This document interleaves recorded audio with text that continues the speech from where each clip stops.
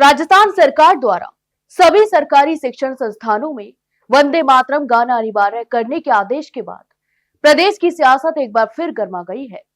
कांग्रेस ने इस फैसले को सरकार की भटकाने की कोशिश बताया है, जबकि शिक्षा मंत्री मदन दिलावर ने इसे राष्ट्रभक्ति और एकता का प्रतीक करार दिया है। दरअसल यह निर्णय ऐसे समय में आया है जब वंदे मातरम गीत के 150 वर्ष पूरे हो रहे हैं। इसी अवसर पर राज्य सरकार ने पूरे वर्ष को देशभक्ति वर्ष के रूप में मनाने की घोषणा की है। यहां तक कि शिक्षा विभाग ने आदेश जारी करते हुए कहा कि सभी सरकारी शिक्षण संस्थानों में हर सुबह की सभा में वंदे मातरम गाना अनिवार्य होगा। इस व्यवस्था को 15 नवंबर तक लागू करने के निर्देश भी दिए गए हैं। इसकी निगरानी जिला शिक्षा अधिकारियों को सौंपी गई है। विभाग का तर्क है कि यह निर्णय राष्ट्रीय एकता और देश प्रेम की भावना को सशक्त करने के उद्देश्य से लिया गया है, लेकिन विपक्ष इस निर्णय को राजनीतिक कदम मान रहा है। कांग्रेस पीसीसी अध्यक्ष गोविंद सिंह डोटासरा ने सरकार पर हमला बोलते हुए कहा कि देश संविधान से चलता है, किसी व्यक्ति या संगठन की इच्छा से नहीं।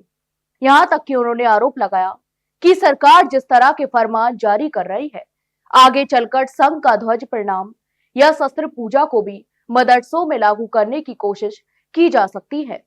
डोटासरा ने कहा कि भाजपा सरकार शिक्षा व्यवस्था की खामियों से ध्यान हटाने के लिए ऐसे प्रतीकात्मक मुद्दों को हवा दे रही है।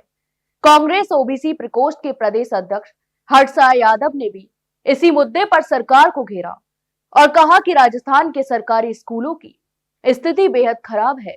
कई जगह स्कूल भवन जर्जर हैं, शिक्षकों की भारी कमी है और बच्चों की पढ़ाई भी प्रभावित हो रही है।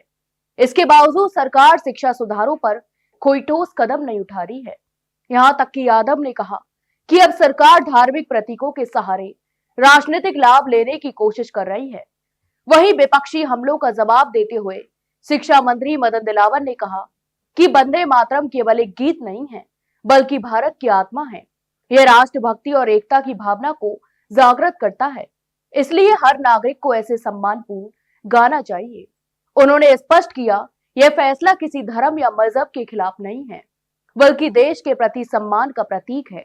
यहां तक कि दिलावर ने कहा कि मदरसों में भी वंदे मातरम गाने का आदेश इसलिए दिया गया है ताकि सभी शिक्षण संस्थानों में समान देशभक्ति का वातावरण तैयार हो सके।